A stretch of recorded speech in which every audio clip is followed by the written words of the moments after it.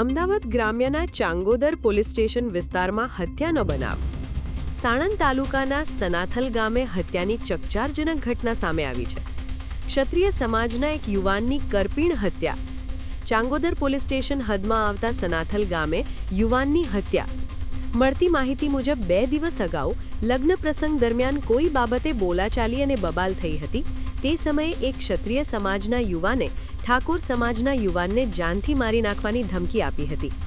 દેવેન્દ્રસિંહ ભારતભાઈ ચૌહાણ નામનો યુવાન ઠાકોર સમાજના યુવાનના ઘરે પહોંચ્યો હતો. ત્યાં 2 પુત્રોને પિતા મળી હત્યા કરી.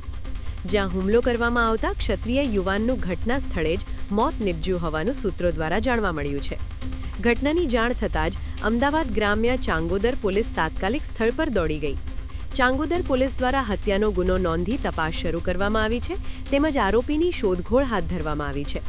સમગ્ર ઘટનાને પગલે સનાથલ ગામમાં ભારે તણાવનો માહોલ સર્જાયો છે.